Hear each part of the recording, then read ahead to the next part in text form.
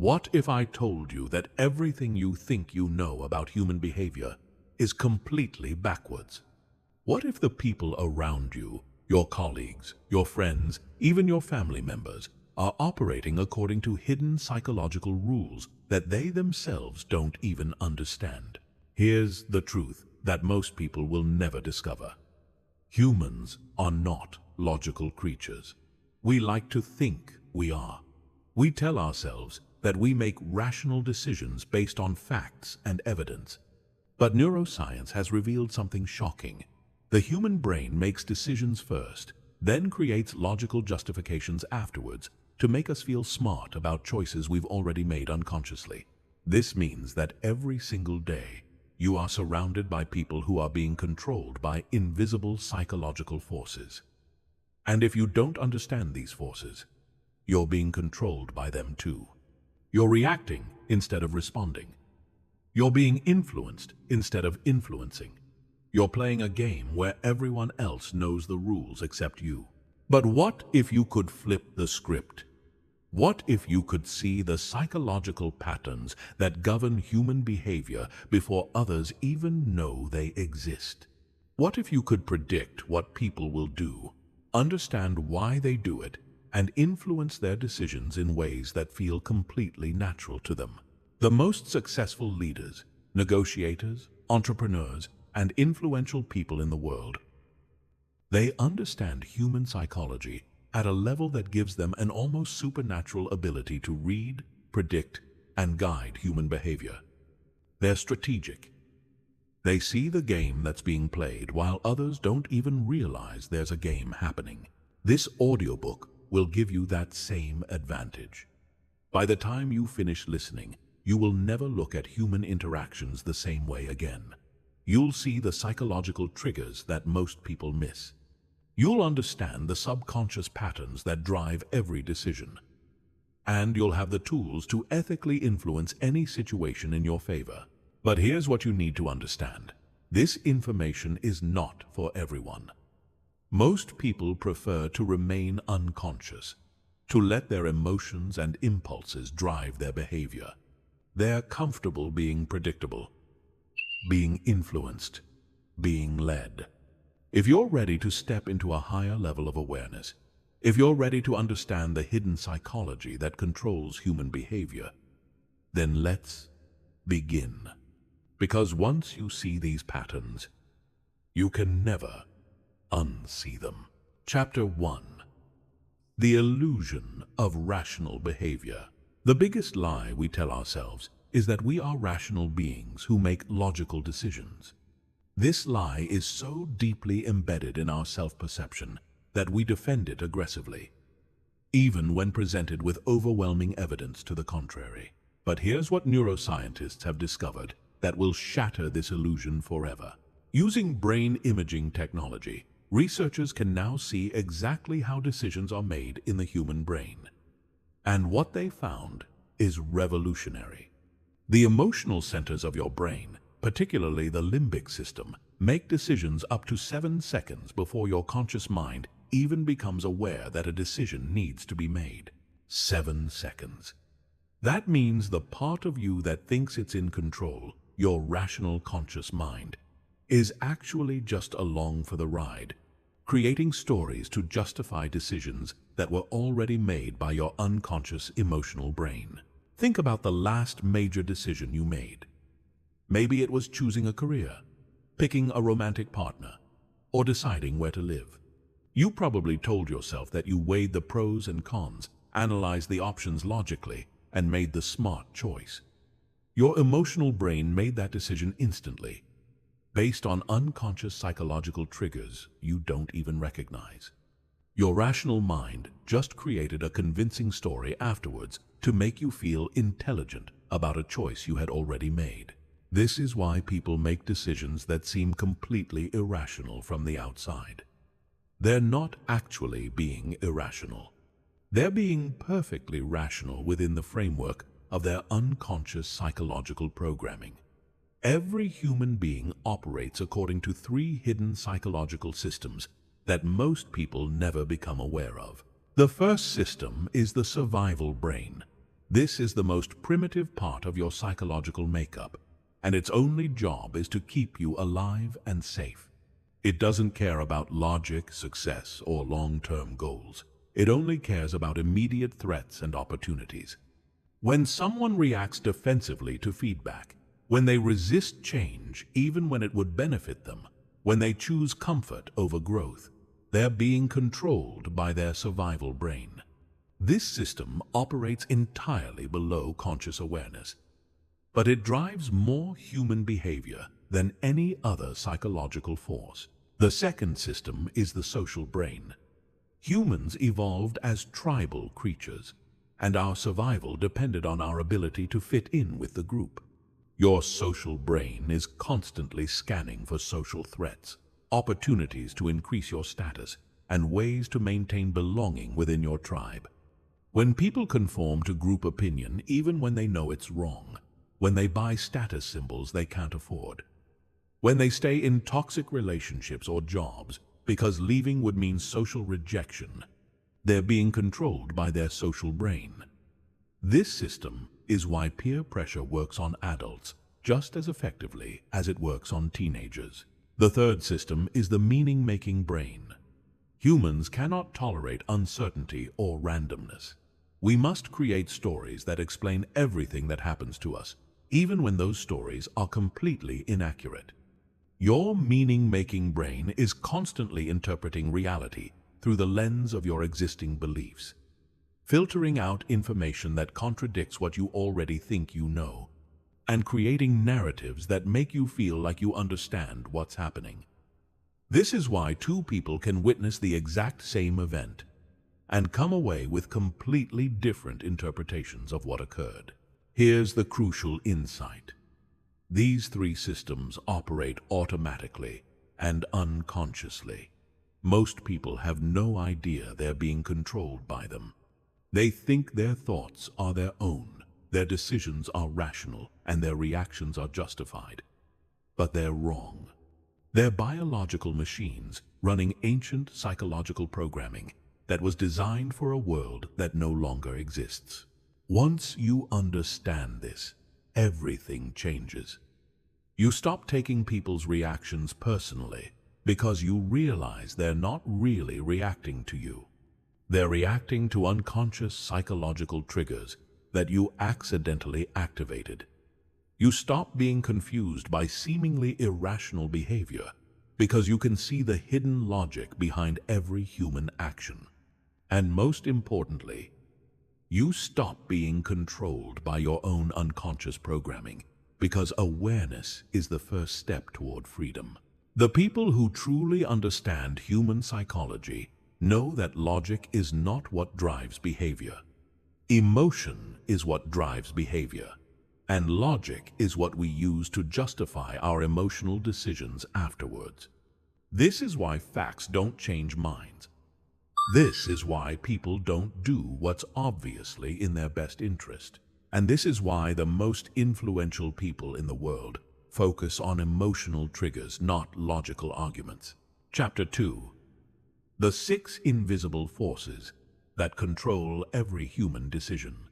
While people believe they make decisions based on careful analysis and rational thinking, the truth is that every human decision is controlled by 6 invisible psychological forces. These forces operate below the level of conscious awareness, but they determine everything from what products people buy, to who they vote for, to who they fall in love with. Master these 6 forces, and you'll have more influence over human behavior than you ever thought possible. The first invisible force is social proof, and it is the most powerful influencer of human behavior that exists. Human beings are biologically programmed to look to others for guidance about how to think. When we're uncertain about what to do, we automatically scan our environment to see what other people are doing, then copy their behavior. This happens so unconsciously that most people don't even realize it's occurring. Social proof explains why restaurants put fake lines outside their establishments, why marketers use testimonials and reviews, and why laugh tracks make comedy shows seem funnier. When people see others engaging in a behavior, their brain interprets this as evidence that the behavior is correct, safe, and socially acceptable. The more people engaging in the behavior, the more powerful the social proof becomes. But here's what most people don't understand. Social proof doesn't require actual people. It can be manufactured through stories, statistics, and testimonials. When you tell someone that thousands of people have already made the same decision you're asking them to make, you're activating their social proof instinct. Their brain stops asking whether the decision is logical and starts asking whether they want to be part of the group or outside of it. The second invisible force is authority, and it bypasses critical thinking entirely. Human beings are hardwired to defer to authority figures, even when those authority figures are wrong, harmful, or completely unqualified. This psychological programming exists because throughout human history, following the tribal leader usually meant survival, while challenging authority usually meant death or exile. The authority principle explains why people follow medical advice from celebrities, why they believe news anchors over their own experiences, and why they obey rules that make no logical sense. When someone is perceived as an authority figure, their words carry exponentially more weight than the exact same words spoken by someone without authority markers. The fascinating aspect of authority is that it doesn't require actual expertise. This is why people wear white coats in commercials, why speakers list their credentials before making any substantive points, and why expensive suits and confident body language can instantly increase someone's influence. The third invisible force is reciprocity, and it creates psychological debt that people feel compelled to repay.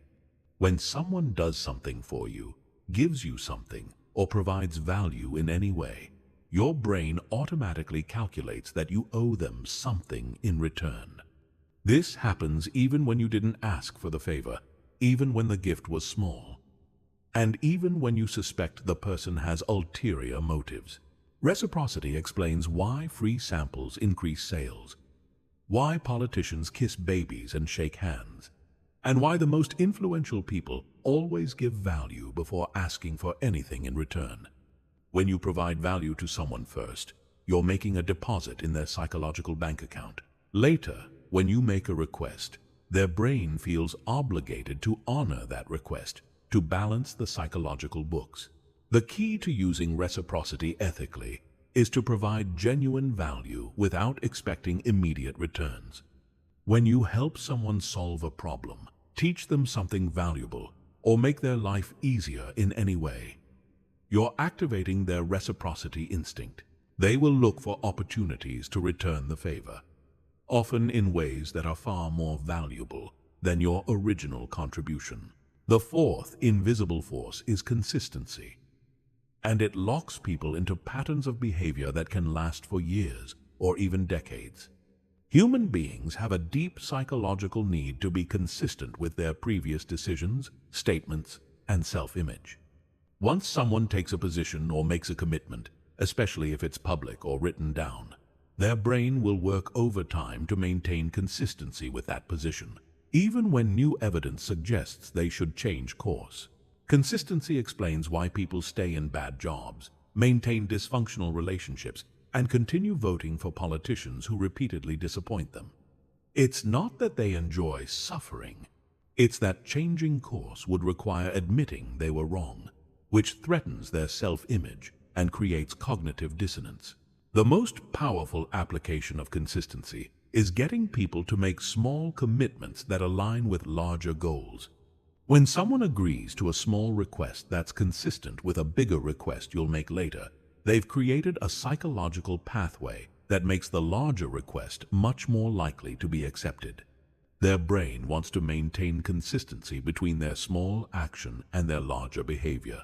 The fifth invisible force is scarcity, and it triggers the fear of loss that motivates more human behavior than the desire for gain.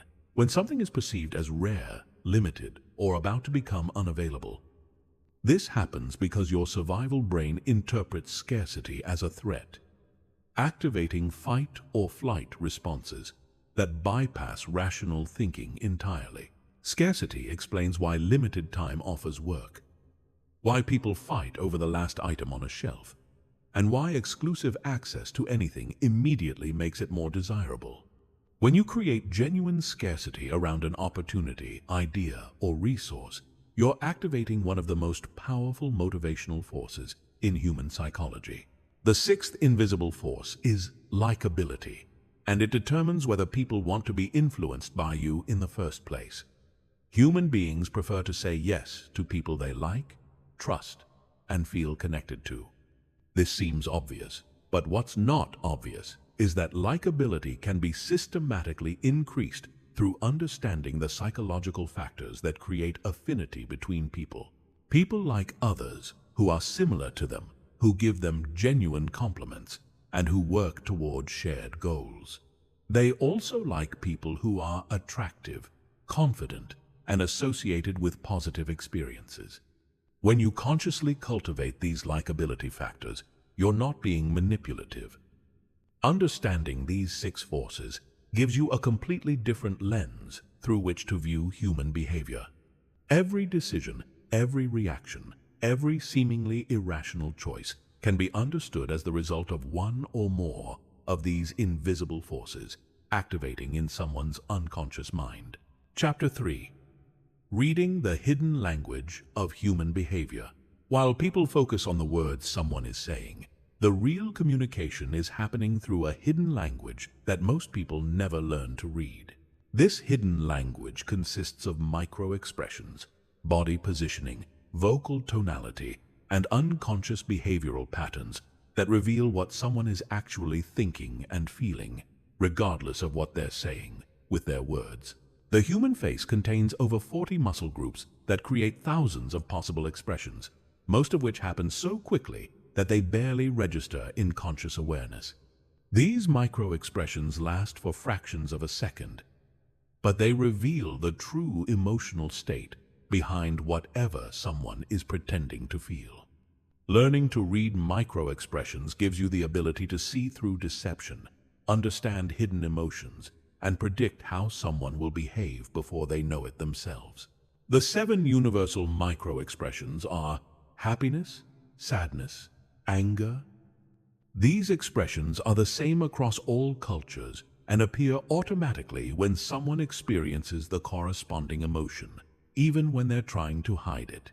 A flash of contempt that lasts 1/10 of a second tells you more about someone's true opinion than 10 minutes of polite conversation. When someone's words don't match their micro-expressions, believe the micro-expressions. The conscious mind can control words, but it cannot control the automatic facial responses that leak true emotions. This is why politicians practice their facial expressions as much as their speeches, and why master negotiators always watch faces instead of listening to opening positions. But micro-expressions are just the beginning. The human body is constantly broadcasting information about internal psychological states through posture, gesture, movement, and spatial positioning. These signals operate entirely below conscious awareness, but they reveal everything from confidence levels to deception, to romantic interest, to hidden aggression. When someone is confident, their body naturally expands. They take up more space, their shoulders broaden, their posture straightens, and their movements become more purposeful. When someone lacks confidence, their body contracts. They cross their arms, hunch their shoulders, touch their face or neck, and minimize their physical presence. These changes happen automatically and unconsciously, but they're immediately visible to anyone who knows what to look for. Deception creates specific patterns of body language that are nearly impossible to suppress. When someone is lying, their body naturally wants to create distance from the deception.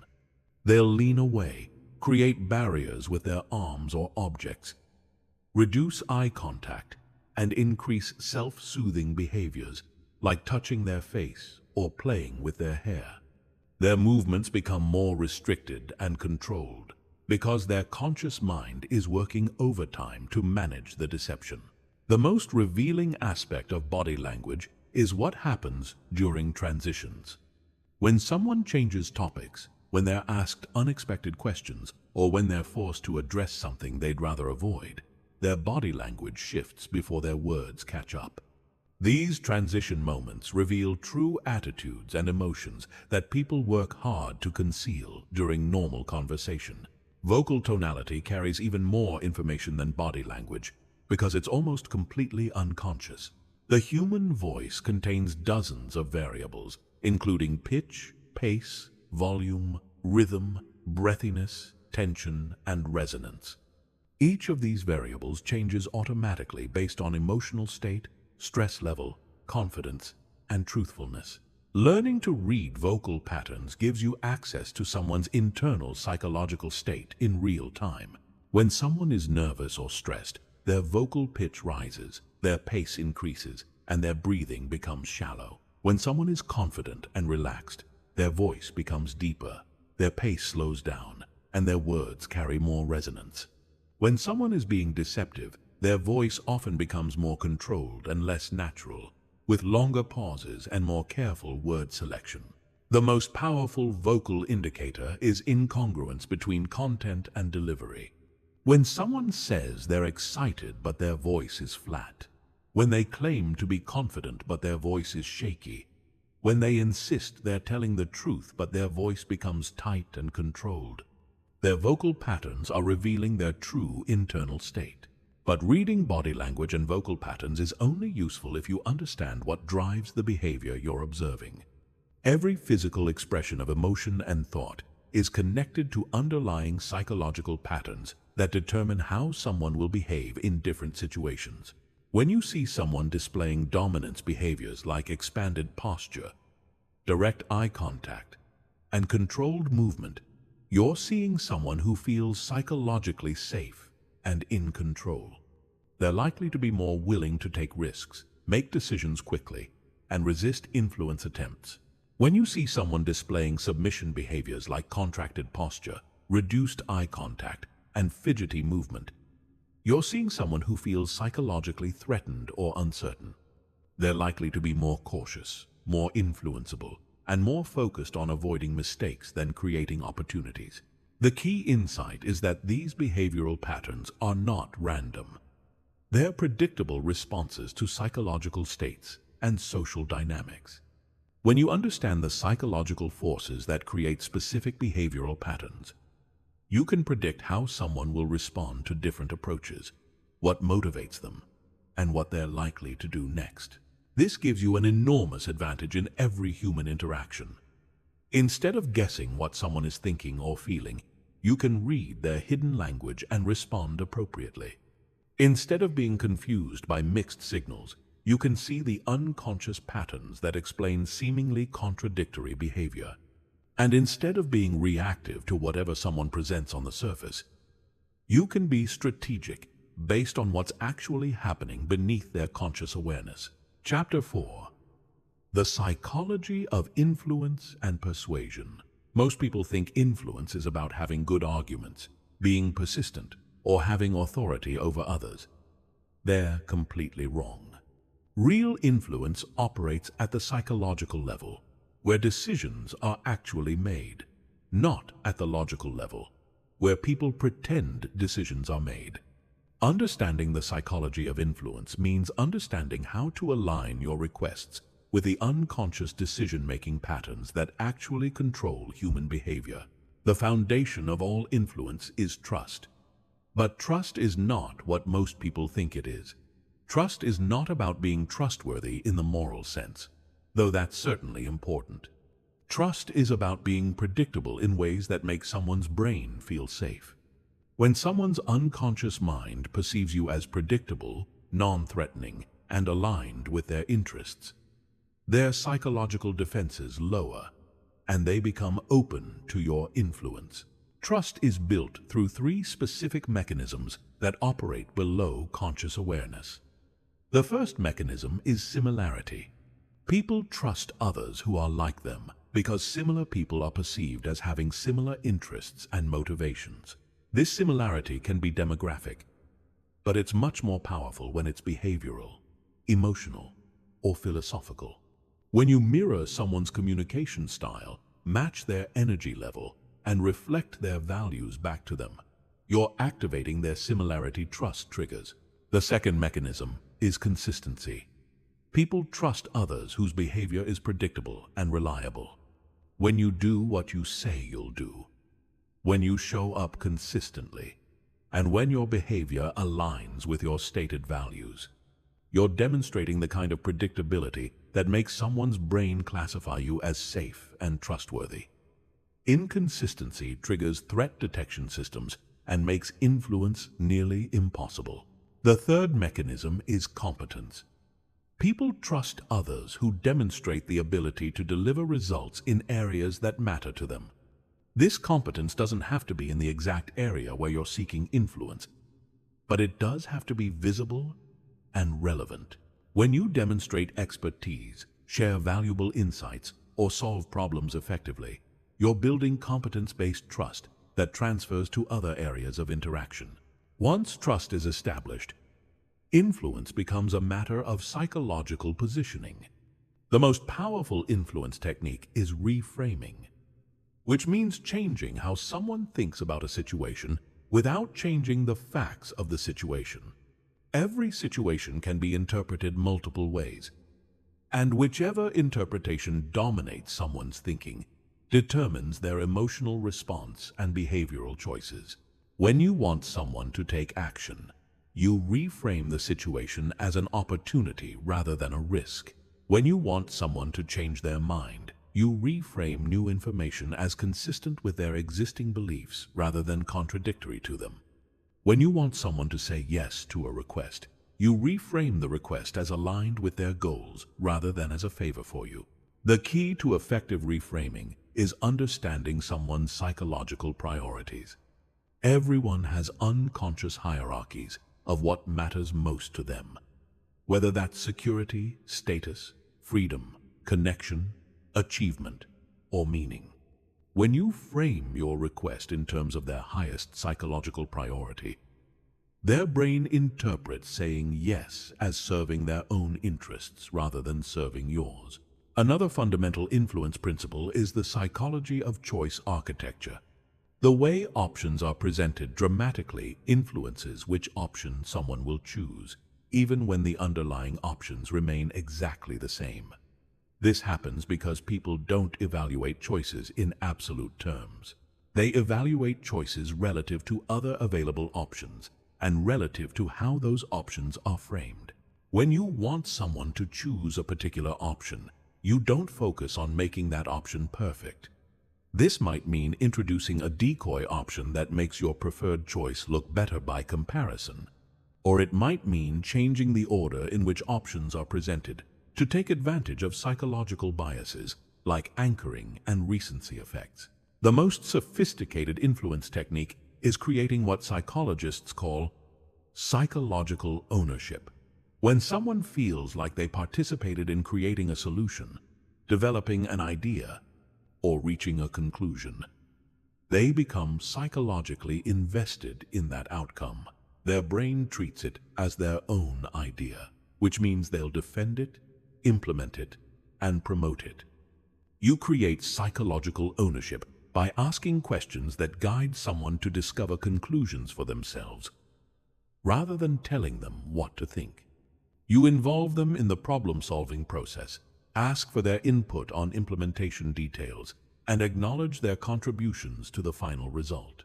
When someone feels like a collaborator rather than a target of influence, they become advocates for the outcome.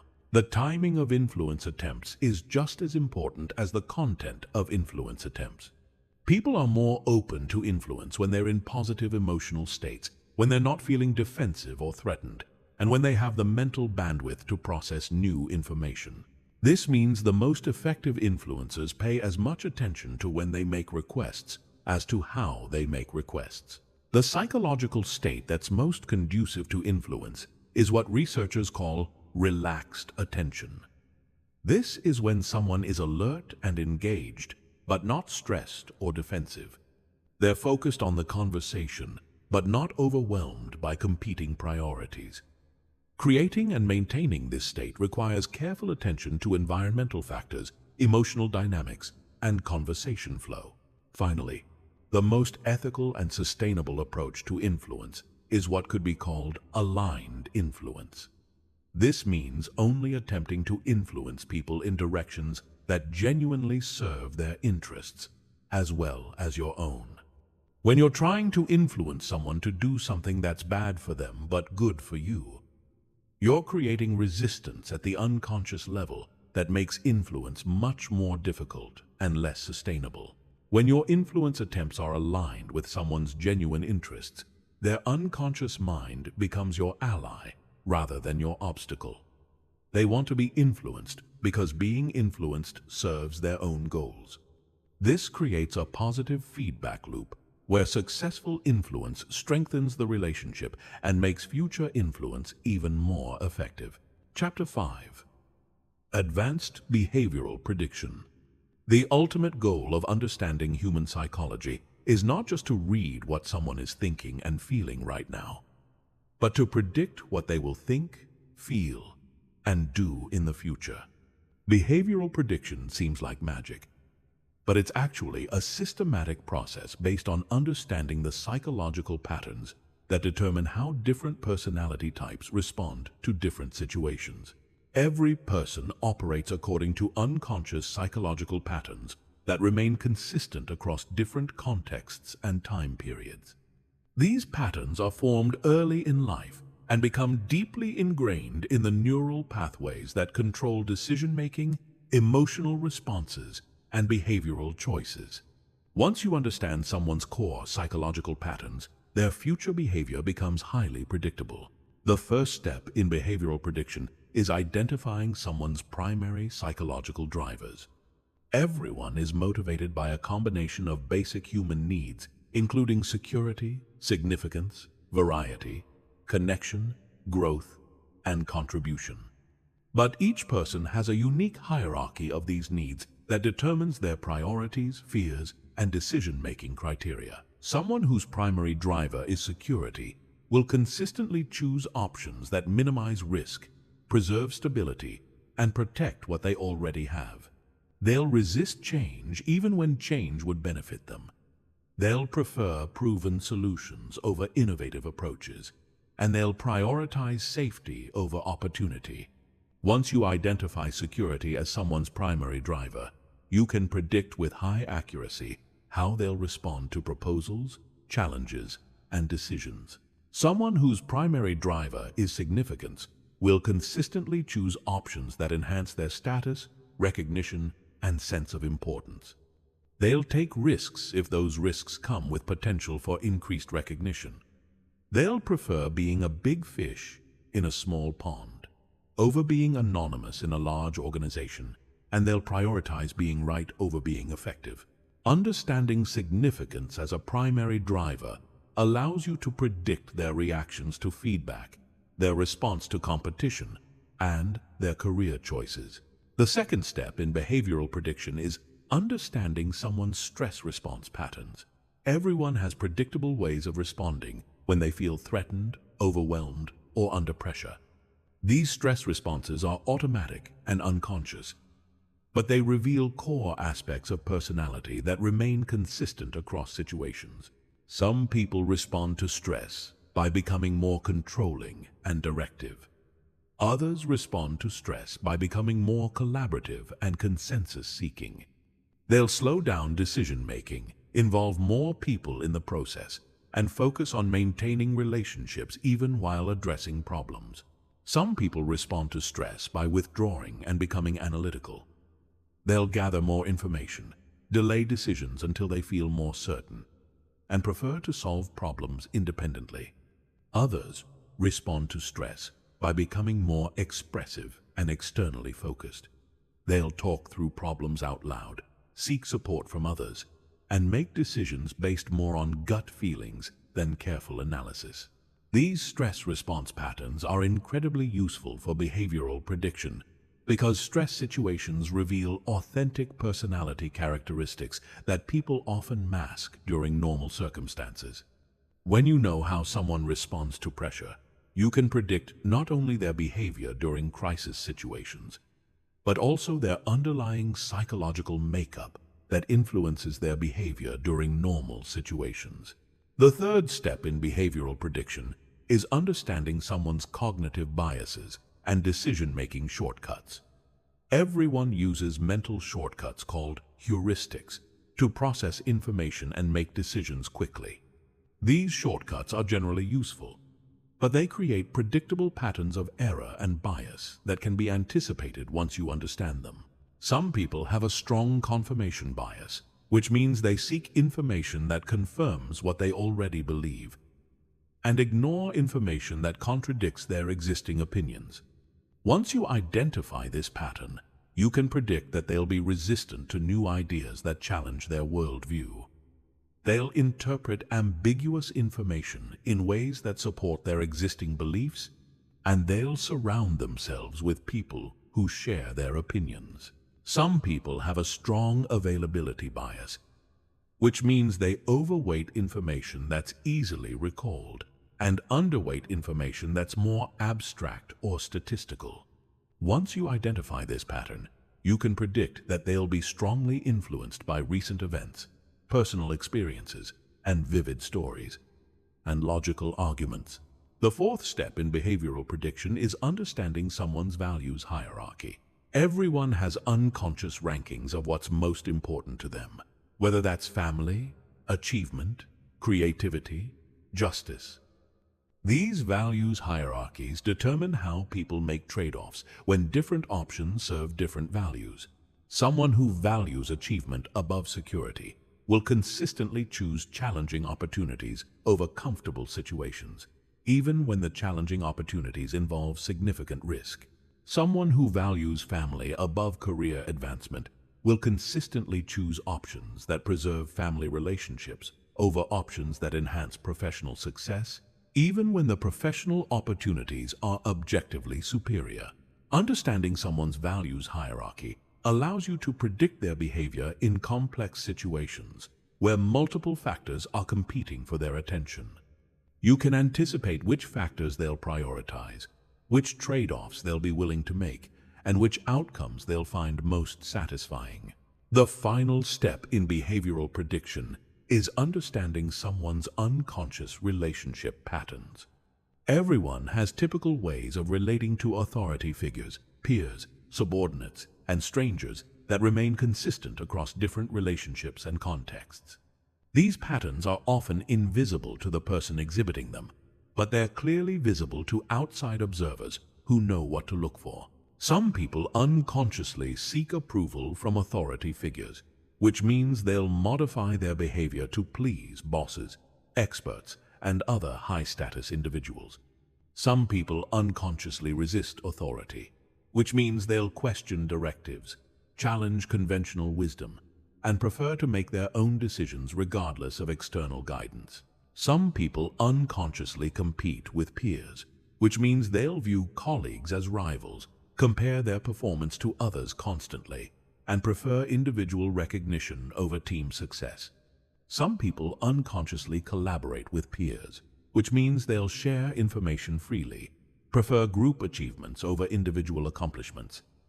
When you combine understanding of psychological drivers, stress responses, cognitive biases, values, hierarchies, and relationship patterns, you develop an incredibly accurate model for predicting how someone will behave in virtually any situation. This predictive ability gives you enormous advantages in negotiations, leadership, sales, relationships, and any other context where understanding and influencing human behavior matters. Chapter 6.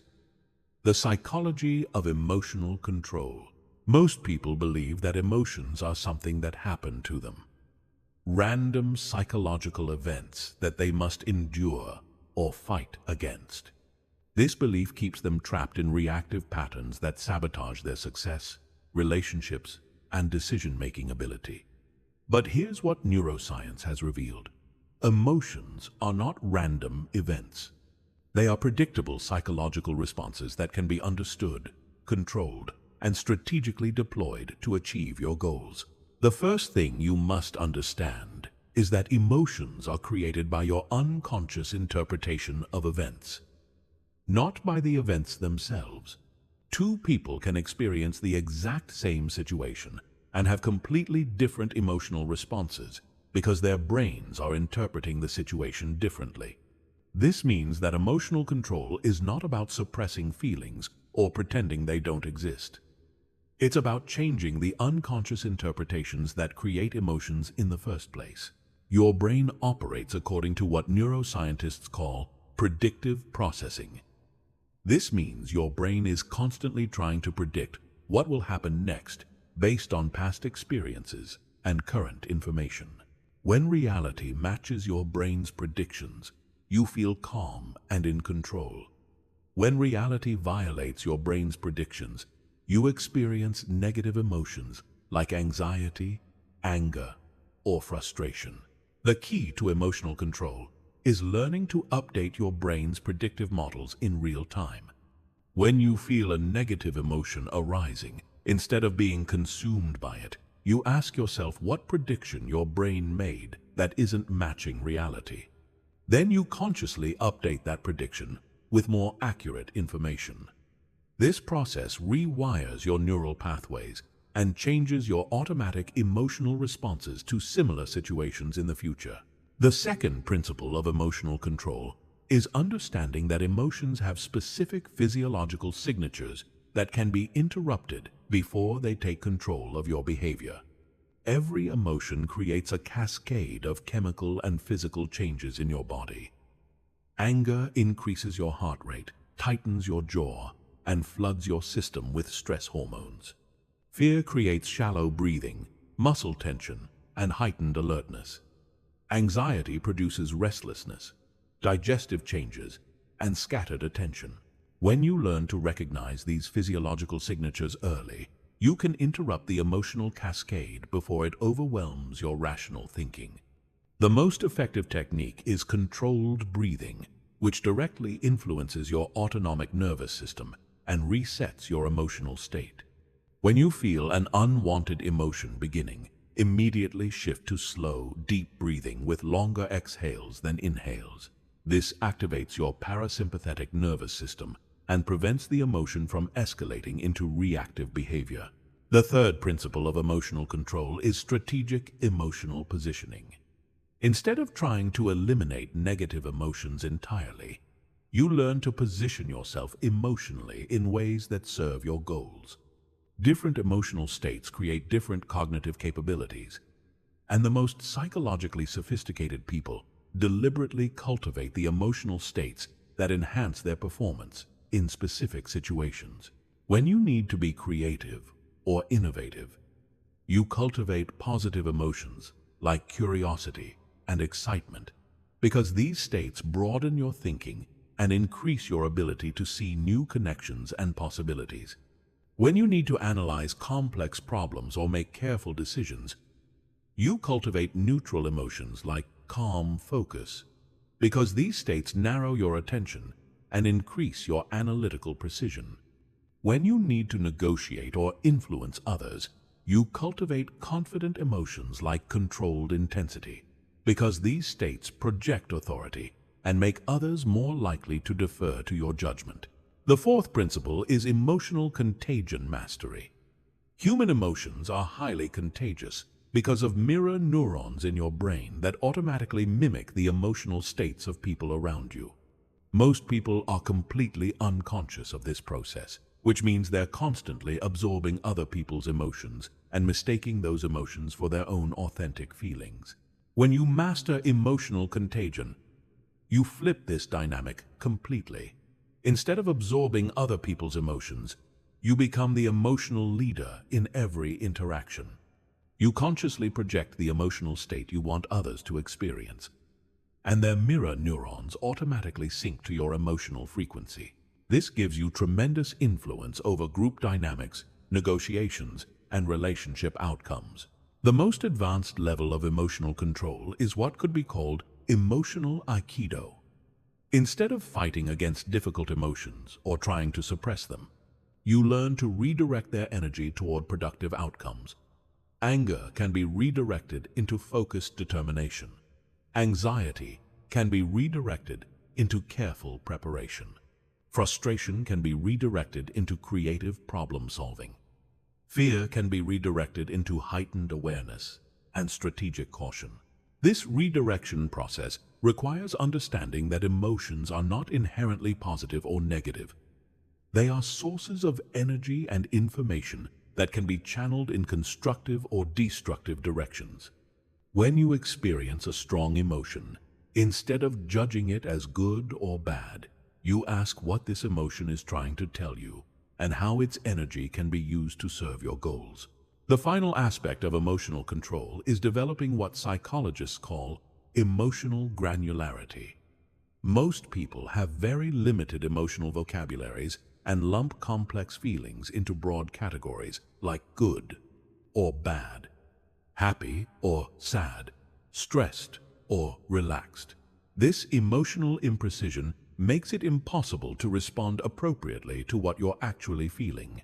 When you develop emotional granularity, you can distinguish between dozens of different emotional states and understand the specific message and energy that each emotion provides. You can tell the difference between anxiety about uncertainty and anxiety about inadequacy, between anger about injustice and anger about loss of control, between excitement about possibility and excitement about competition. This precise emotional awareness allows you to respond to emotions with surgical precision rather than broad emotional reactions that often make situations worse rather than better. Chapter 7. Mental Manipulation. Defense Systems. Every single day, you are the target of sophisticated psychological manipulation attempts designed to control your behavior and shape your decisions in ways that serve other people's interests rather than your own. Most of these manipulation attempts succeed because people don't recognize them as manipulation. They appear as normal social interaction, helpful advice, or reasonable requests. The first step in defending against manipulation is understanding that manipulation is not always malicious or conscious. Many people manipulate others unconsciously because they've learned that certain psychological tactics get them what they want. They may not realize they're being manipulative, but the effect on you is the same regardless of their intentions. Conscious manipulators, however, are a different category entirely. These are people who deliberately study psychological vulnerabilities and exploit them systematically. They include narcissistic individuals who manipulate for control, salespeople who manipulate for profit, and sociopathic personalities who manipulate for entertainment. Understanding their techniques is essential for protecting yourself from psychological exploitation. The foundation of all manipulation is creating artificial urgency or scarcity that bypasses your rational decision-making process. Manipulators know that when you feel pressured to decide quickly, you're more likely to rely on emotional impulses rather than careful analysis. They create time pressure through phrases like, "This offer expires tonight. I need an answer right now." Or, "If you don't act immediately, you'll miss this opportunity." The defense against artificial urgency is the 24-hour rule. Whenever someone pressures you to make an immediate decision, especially a decision involving money, commitments, or significant changes to your life, you automatically invoke a 24-hour waiting period. You tell them you need time to consider their proposal, and you refuse to engage with any pressure tactics designed to override this boundary. Real opportunities don't disappear because you take time to think about them. Manipulative opportunities are designed to evaporate under scrutiny, which is why manipulators always create artificial time pressure. The second major manipulation technique is emotional guilt and obligation. Manipulators make you feel like you owe them something, like you're being selfish or ungrateful if you don't comply with their requests, or like you're responsible for their emotional well-being. They use phrases like, "After everything I've done for you, I thought you cared about me," or "You're being selfish." The defense against guilt manipulation is understanding that you are never responsible for other people's emotions, choices, or outcomes. You can be considerate and caring without being obligated to sacrifice your own interests for someone else's emotional management. When someone tries to make you feel guilty for setting boundaries or making choices that serve your own interests, that's a red flag that they're attempting to manipulate you. The third manipulation technique is gaslighting, which involves making you question your own perceptions, memories, and judgment. Gaslighters tell you that things you remember happening didn't actually happen, that your emotional reactions are inappropriate or excessive, or that your interpretation of events is wrong. They gradually erode your confidence in your own ability to perceive reality accurately. The defense against gaslighting is maintaining detailed records of important conversations and events, especially when dealing with people who have a pattern of contradicting your recollections. You trust your own perceptions unless presented with clear evidence to the contrary, and you refuse to engage in debates about your own emotional experiences or memories. The fourth manipulation technique is love bombing followed by withdrawal. This is particularly common in romantic relationships and involves overwhelming someone with excessive attention, affection, and promises, then suddenly becoming cold, distant, or critical. This creates an addiction-like cycle where you become desperate to regain the intense positive attention you experienced initially. The defense against love bombing is recognizing that genuine affection and interest develops gradually and consistently over time. When someone's attention feels too intense too quickly, or when their behavior toward you fluctuates dramatically between extremely positive and extremely negative, these are warning signs of manipulative relationship patterns. The fifth manipulation technique is isolation and dependency creation. Manipulators gradually separate you from other sources of support, perspective, and resources, so that you become dependent on them for validation, information, and assistance. They criticize your friends and family, discourage activities that don't involve them, and position themselves as your primary source of guidance and support. The defense against isolation is maintaining diverse relationships and perspectives, regardless of what any single person in your life prefers. You continue nurturing friendships, seeking advice from multiple sources, and engaging in activities that fulfill you independently of any particular relationship. The most sophisticated manipulation technique is called triangulation, where manipulators create artificial competition, drama, or comparison to control your behavior.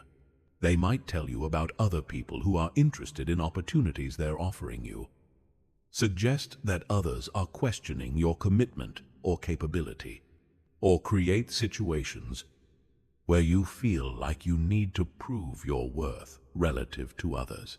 The defense against triangulation is refusing to engage in competitive dynamics that someone else has created. You make decisions based on whether opportunities genuinely serve your interests, not based on artificial competition or comparison with others. The final defense system is developing what could be called manipulation radar. This is the ability to recognize manipulation attempts quickly based on how they make you feel, rather than just analyzing the content of what's being said. Manipulation attempts create specific emotional signatures, including artificial urgency, confusion about your own perceptions, guilt about normal boundaries, and pressure to prove your worth or loyalty. When you notice these emotional signatures during an interaction, you immediately shift into defensive mode. You slow down the conversation, ask clarifying questions, and refuse to make decisions while experiencing emotional pressure. You trust your instincts when something feels manipulative, even if you can't articulate exactly what's wrong with the interaction. Chapter 8. The Architecture of Persuasive Communication. Most people believe that persuasive communication is about having better arguments, speaking more confidently, or being more persistent. They focus on what they're saying while completely ignoring how their message is being received and processed by the other person's brain. Real persuasive communication is not about what you say. It's about designing your message to align with how the human brain actually processes information and makes decisions. The human brain processes information in a specific sequence that most people never learn. Understanding this sequence allows you to structure your communication in ways that dramatically increase your persuasive impact. The brain first determines whether you are friend or foe, then decides whether your message is relevant to immediate survival needs, then evaluates whether your information matches existing beliefs, and finally considers the logical content of your message. This means that logic and rational arguments are actually the least important part of persuasive communication, even though most people spend all their time focusing on logical arguments. If someone's brain has classified you as a threat, determined that your message isn't relevant to their immediate concerns, or decided that your information contradicts their existing beliefs, they will never reach the point where they objectively evaluate your logical arguments. The first element of persuasive architecture is establishing psychological safety. Before anyone will be open to your influence, their brain must determine that you are not a threat to their status, security, or identity. This happens through subtle communication signals, including matching their communication style, acknowledging their perspective before presenting your own, and demonstrating that you understand their concerns and interests. Psychological safety is destroyed by communication patterns that trigger threat responses, including interrupting, contradicting without acknowledgement, speaking in ways that suggest superiority, or presenting information that directly challenges their identity or competence.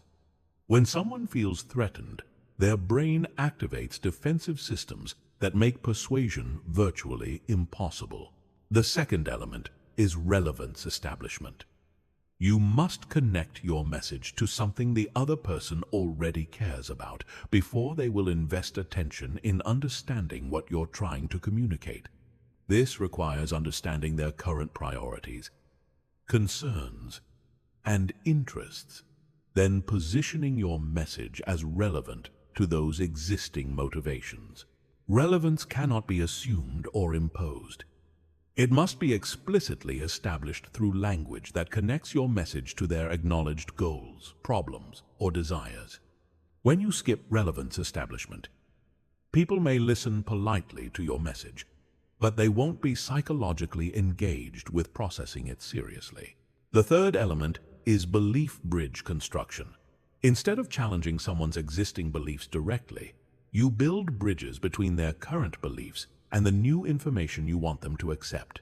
You find aspects of their existing worldview that are compatible with your message and use those as entry points for introducing new concepts.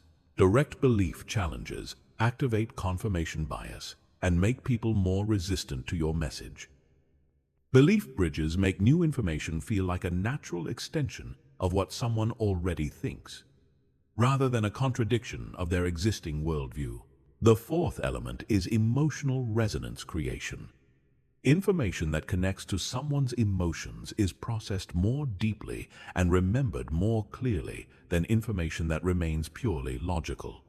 You create emotional resonance by using language that evokes feelings, telling stories that illustrate your points, and connecting your message to outcomes that matter to them emotionally. The most powerful emotions for persuasive communication are not positive emotions like happiness and excitement, but identity-relevant emotions like pride, fear of loss, desire for significance, and need for security. When your message connects to these deeper emotional drivers, it becomes personally important rather than just intellectually interesting. The fifth element is social proof integration. Because humans are social creatures who look to others for guidance about appropriate behavior, messages that include social proof are inherently more persuasive than messages that rely purely on logical arguments or emotional appeals. You integrate social proof by including examples of similar people who have already accepted your message. statistics that show widespread adoption of your ideas, or testimonials from credible sources. The key to effective social proof is ensuring that your examples are relevant to your audience. Social proof from people who are too different from your audience actually reduces persuasion, because it suggests that your message is for other people rather than for them. The sixth element is implementation pathway clarity. Even when someone is intellectually and emotionally convinced by your message, they won't take action unless they understand exactly what they're supposed to do next. You must provide crystal clear next steps that are specific, achievable, and aligned with their current capabilities and resources. Vague action steps like "think about it" or "consider your options" are persuasion killers because they require the other person to figure out implementation details for themselves. Clear action steps like "call this number tomorrow morning" or "send me an email by Friday with your decision" remove implementation barriers and make follow-through much more likely.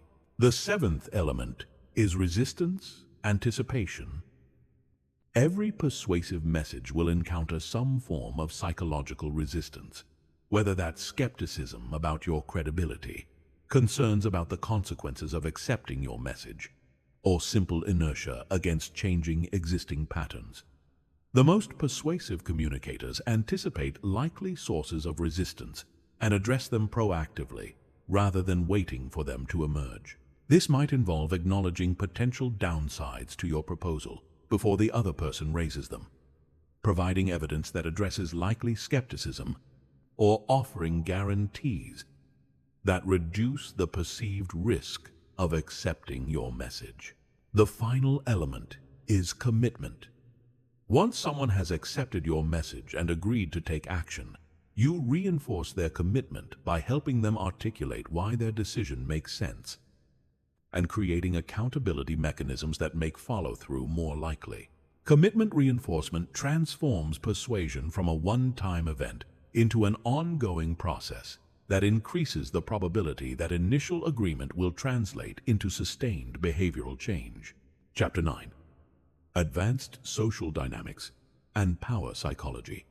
Human beings exist within invisible hierarchies that determine everything from who speaks first in meetings to whose ideas get taken seriously, to who gets promoted and who gets ignored. Most people are completely unaware of these hierarchical dynamics, which means they unconsciously accept whatever position they're assigned by others. Understanding power psychology allows you to recognize these invisible hierarchies and position yourself strategically within them. Power in social interactions is not primarily about formal authority, wealth, or credentials, though these can be factors. Real power comes from psychological positioning that makes others instinctively defer to your judgment. This psychological positioning is created through specific communication patterns, behavioral choices, and social strategies that operate below the level of conscious awareness. The foundation of social power is what researchers call frame control. Every social interaction occurs within a psychological framework that determines how the interaction is interpreted and what behaviors are considered appropriate. The person who controls the frame controls the interaction. Most people unconsciously accept whatever frame is established by others, but strategic thinkers learn to establish and maintain their own frames. Frame control is established through several mechanisms. The first is reality definition, which means you state your interpretation of what's happening, what it means, and what should happen next with enough confidence that others accept your interpretation as objective reality. When someone challenges your frame, you don't argue with their alternative interpretation. You simply restate your frame as if their challenge didn't occur. The second mechanism is emotional tone setting. The person who establishes the emotional tone of an interaction typically controls the direction and outcome of that interaction. If you remain calm and centered while others become reactive, you become the stable point around which the interaction revolves. If you project confidence and certainty while others express doubt, You become the authority that others look to for guidance. The third mechanism is agenda control. You control the frame by determining what topics are discussed, in what order they're addressed, and how much time is spent on each subject. You guide the conversation toward outcomes that serve your interests, while making others feel like they're participating in a collaborative discussion. The second major aspect of power psychology is status signaling. Humans are constantly broadcasting and reading status signals that determine their position in social hierarchies. These signals are largely unconscious, but tremendously powerful in shaping how others respond to you. Learning to read and project appropriate status signals gives you enormous influence over social dynamics. High-status behaviors include speaking at a measured pace with strategic pauses, maintaining relaxed but attentive posture, taking up appropriate space, making direct eye contact without staring, and responding to questions thoughtfully rather than immediately. High-status people also demonstrate selective attention, meaning they don't feel compelled to respond to every comment or acknowledge every person equally. Low-status behaviors include speaking quickly or hesitantly, fidgeting or self-soothing gestures, contracting body posture, avoiding eye contact, and responding immediately to every question or comment. Low-status people also demonstrate scattered attention, trying to please everyone and respond to every social cue, rather than maintaining focus on their own agenda. The key insight is that status is largely performative. People assign you whatever status you consistently demonstrate through your behavior patterns. This means you can consciously adjust your status signals to match the social positioning you want to achieve. The third aspect of power psychology is coalition building. Very little significant achievement happens through individual effort alone. Success requires the ability to build alliances, create mutual benefit relationships, and mobilize others around shared objectives.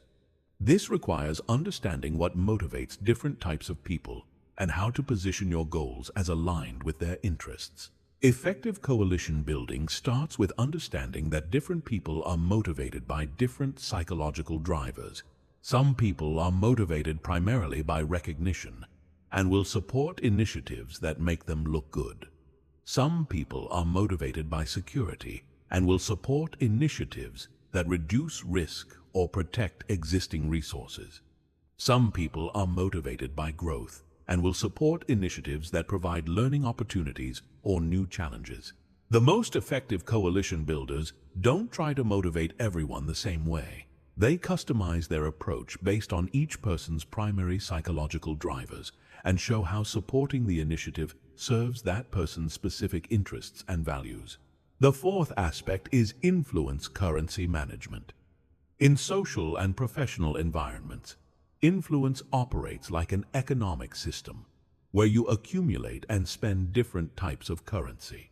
These currencies include credibility, currency earned through demonstrated competence, relationship currency earned through providing value to others, information currency earned through access to valuable knowledge, and resource currency earned through control of assets or opportunities. Strategic individuals consciously accumulate these currencies during normal times, so they can spend them when they need to achieve important objectives. They also understand that different currencies have different values in different contexts, and they adjust their accumulation and spending strategies accordingly.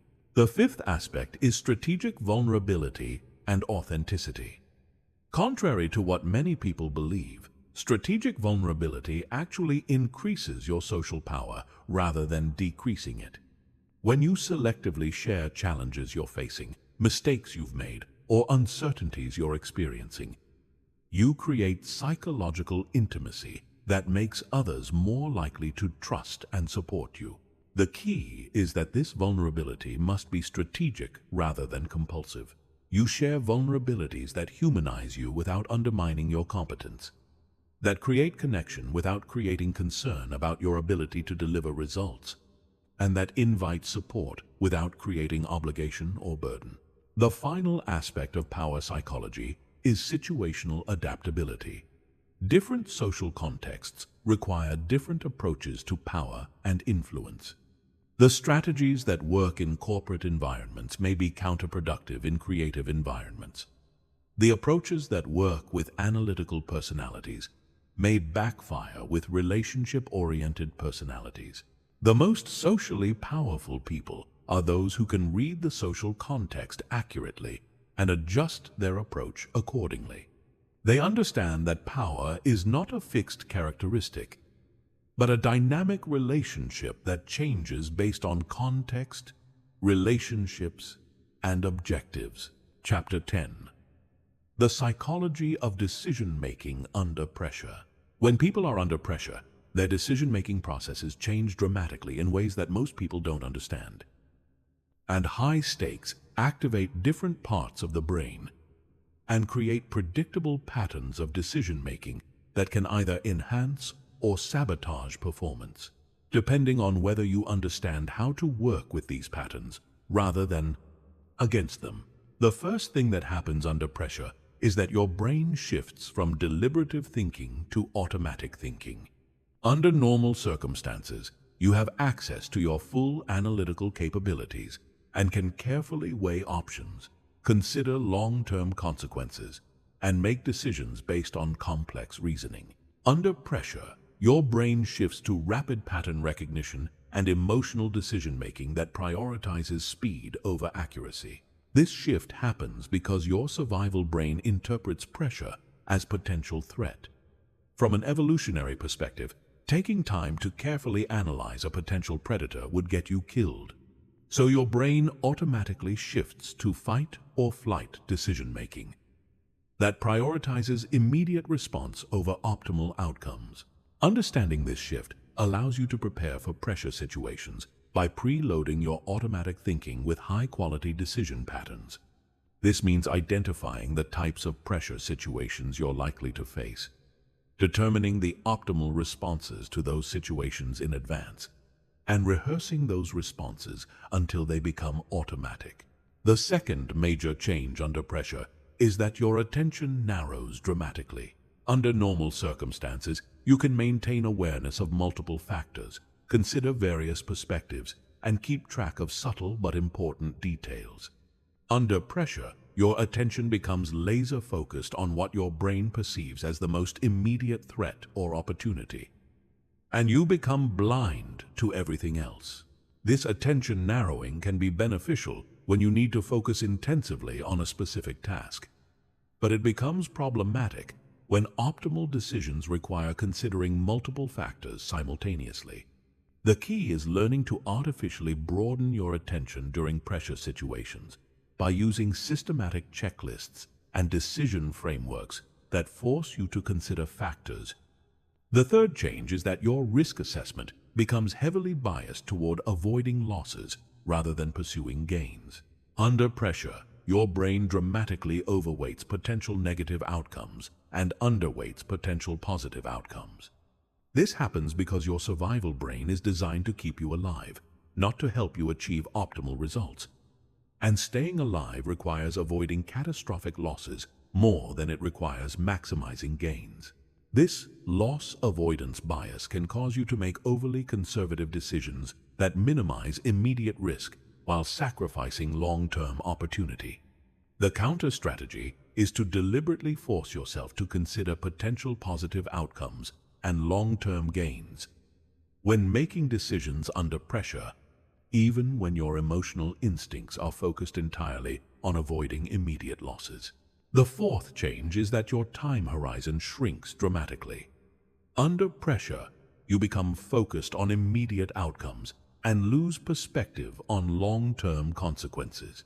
Decisions that might have significant negative impacts months or years in the future seem acceptable if they solve immediate problems, while decisions that require short-term sacrifice for long-term benefit seem unacceptable. This shortened time horizon can lead to decisions that solve immediate problems while creating larger future problems. The solution is to build long-term thinking into your pressure decision-making process by systematically asking yourself how potential decisions will affect you in 1 month, 1 year, and 5 years. The fifth change is that your social awareness decreases significantly. Under pressure, you become less able to read social cues, understand others' perspectives, and consider how your decisions will affect relationships and group dynamics. Your brain becomes self-focused and loses much of its capacity for empathy and social intelligence. This reduced social awareness can lead to decisions that solve immediate problems while creating relationship conflicts or damaging your reputation. The counter strategy is to explicitly consider stakeholder impacts when making pressure decisions, even when your natural inclination is to focus solely on immediate task completion. The most effective approach to pressure decision-making is developing what could be called pressure protocols. These are predetermined decision frameworks that you can implement automatically when you recognize that you're in a high-pressure situation. These protocols compensate for the predictable ways that pressure degrades decision-making quality. A basic pressure protocol might include taking 3 deep breaths to activate your parasympathetic nervous system, explicitly identifying what type of decision you're facing, consulting your predetermined criteria for this type of decision, systematically considering both potential gains and potential losses, and checking your decision against your long-term goals and values. The final aspect of pressure decision-making is learning to distinguish between real pressure and artificial pressure. Many situations that feel urgent and high stakes are actually neither urgent nor high stakes. Real pressure involves genuine time constraints, significant consequences, and limited options. Artificial pressure is created by other people who want you to make quick decisions that serve their interests rather than your own. By your own anxiety about uncertain outcomes, or by your perfectionism that makes every decision feel more consequential than it actually is. Learning to recognize artificial pressure allows you to slow down and use your full decision-making capabilities in situations where pressure responses are unnecessary and counterproductive. This dramatically improves the quality of your decisions and reduces the stress you experience in daily life. Chapter 11. Advanced Pattern Recognition in Human Behavior. The highest level of psychological mastery is developing the ability to recognize behavioral patterns before they fully emerge, allowing you to predict and respond to human behavior with almost supernatural accuracy. Most people react to what has already happened, but pattern recognition masters see what is about to happen and position themselves accordingly. This capability transforms you from someone who responds to human behavior into someone who anticipates and guides it. Human behavior operates according to predictable patterns that repeat across different people. These patterns exist because all humans share the same basic psychological architecture, face similar fundamental challenges, and respond to universal psychological triggers. Once you understand these universal patterns, individual behavior becomes remarkably predictable. The first category of behavioral patterns is what could be called stress response signatures. Every person has a unique but consistent way of responding when they feel threatened, overwhelmed, or under pressure. Some people become more aggressive and controlling. Others become withdrawn and analytical. Others become people-pleasing and accommodating. These stress responses are established early in life and remain remarkably consistent throughout adulthood. Learning to identify someone's stress response signature allows you to predict how they'll behave in challenging situations before those situations arise. When you see early signs of stress in someone, you can anticipate whether they'll become more difficult to work with or more compliant, whether they'll make decisions quickly or slowly, whether they'll seek support or isolate themselves. The second category is motivation pattern recognition. Everyone has unconscious hierarchies of what drives their behavior, whether that's achievement, security, recognition, autonomy, connection, or meaning. These motivation patterns determine what energizes someone, what they'll work hardest to achieve, and what they'll sacrifice other things to protect. When you identify someone's primary motivation pattern, you can predict what opportunities they'll be drawn to, what challenges they'll avoid, what rewards will actually motivate them, and what losses they'll fight hardest to prevent. This knowledge allows you to design interactions that align with their motivation patterns rather than working against them. The third category is decision-making pattern recognition. People make decisions according to consistent internal processes that reflect their personality, values, and cognitive preferences. Some people are rapid decision makers who rely on intuition and pattern recognition. Others are deliberate decision makers who require extensive analysis and consultation. Some people make decisions primarily based on logical criteria, while others prioritize emotional and relationship factors. Understanding someone's decision-making pattern allows you to present information in ways that match their decision-making process. Time your requests appropriately and avoid approaches that trigger their decision-making resistance. You can predict how long they'll need to reach conclusions, what information they'll require, and what factors will be most influential in their final choice. The fourth category is communication pattern recognition. Everyone has preferred ways of processing and sharing information that reflect their cognitive style and social preferences. Some people are visual processors who understand information best when it's presented as images, diagrams, or spatial relationships. Others are auditory processors who prefer verbal explanations, discussions, and hearing information spoken aloud. Still others are kinesthetic processors who need hands-on experience, physical movement, or tactile engagement to fully understand concepts. Recognizing someone's communication patterns allows you to translate your message into their preferred processing style, dramatically increasing comprehension and retention. You can also predict how they'll prefer to share information with others and what communication formats will feel most natural and comfortable to them. The fifth category is relationship pattern recognition. People have consistent ways of relating to others that reflect their attachment styles, social needs, and interpersonal strategies. Some people are naturally collaborative and seek consensus before taking action. Others are naturally competitive and prefer individual achievement over group success. Some people are highly social and gain energy from interaction, while others are more solitary and prefer minimal social engagement. Understanding relationship patterns allows you to predict how someone will behave in team situations, what kind of leadership style they'll respond to best, what interpersonal conflicts they're most likely to experience, and what relationship dynamics will either energize or drain them. The most advanced level of pattern recognition is identifying meta patterns that operate across multiple behavioral categories simultaneously. For example, someone might have a consistent pattern of being highly analytical in their decision-making, preferring written communication over verbal communication, working best independently rather than in groups, and becoming more controlling when under stress.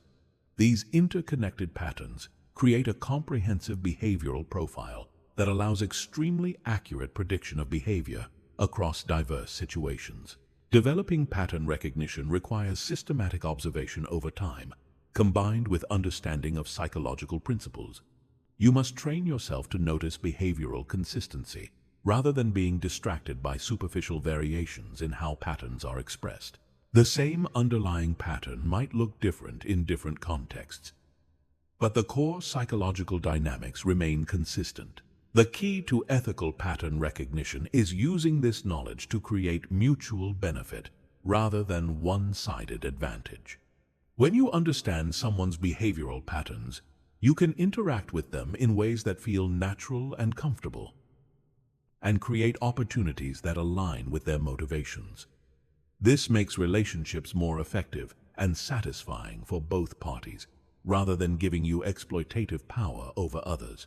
Pattern recognition also requires understanding your own behavioral patterns and how they interact with others' patterns. Some pattern combinations create natural synergy and collaboration, while others create predictable conflict or misunderstanding. By understanding these pattern interactions, you can adjust your approach to work harmoniously with different types of people, rather than trying to force everyone to adapt to your preferred style. The ultimate goal of behavioral pattern recognition is developing what could be called social intuition that operates automatically and unconsciously. Instead of having to consciously analyze every interaction, you develop an instinctive sense of how different people operate, what they need from interactions, and how to position yourself for mutual success. This social intuition allows you to navigate complex interpersonal situations with ease and grace while creating positive outcomes for everyone involved. Chapter 12. Psychological Triggers and Automated Response Systems. The human mind operates according to automated response systems that can be activated by specific psychological triggers. These systems evolved to help humans make rapid decisions in dangerous or complex situations. But in the modern world, they can be strategically activated to influence behavior, accelerate decision-making, and create predictable responses to specific stimuli. Understanding these automated systems gives you the ability to design interactions that work with human psychology, rather than against it. The first automated response system is what psychologists call the commitment and consistency system. When people take a position, make a promise, or identify with a particular viewpoint, their brain automatically seeks to maintain consistency with that position. This happens because psychological inconsistency creates cognitive dissonance, which the brain experiences as stress and seeks to resolve by changing either beliefs or behaviors to restore consistency. The commitment and consistency system can be triggered by getting people to make small, initial commitments that align with larger objectives you want them to pursue. When someone agrees to a small request, helps with a minor task, or states support for a general principle, their brain creates psychological momentum toward maintaining consistency with that initial commitment. Later requests that are consistent with the initial commitment become much easier to accept because refusing would create uncomfortable cognitive dissonance. The key to ethical use of this system is ensuring that the commitments you encourage people to make genuinely serve their interests as well as your own. When consistency leads people toward outcomes that benefit them, the system becomes a tool for mutual success rather than manipulation. The second automated system is the social proof and conformity system. Humans are biologically programmed to look to others for guidance about appropriate behavior, especially in uncertain or ambiguous situations. When people see others engaging in particular behaviors, their brain interprets this as evidence that the behavior is correct, safe, and socially acceptable. This system can be triggered by providing examples of similar people who have already taken the action you want someone to consider. The more similar the examples are to your target person in terms of demographics, situation, or values, the more powerful the social proof becomes. The brain essentially shortcuts the decision-making process by concluding that if people like them are doing something, it must be the right choice. The social proof system is particularly powerful when combined with specificity and credibility.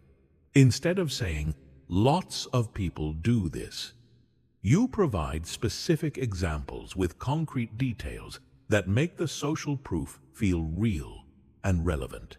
You might mention the exact number of people, their specific circumstances, or the particular results they achieved. The third automated system is the authority and expertise system.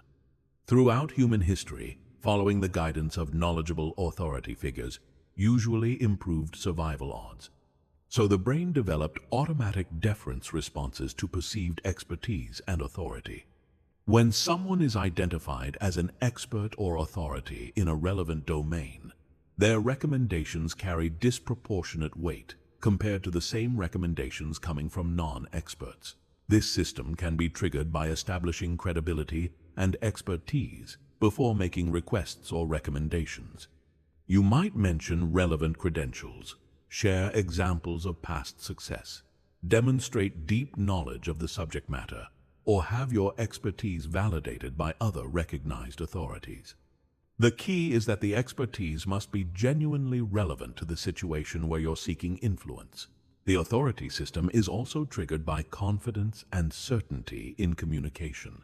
When you speak with appropriate confidence about subjects where you have genuine expertise, you activate automatic deference responses that make others more likely to accept your guidance and recommendations.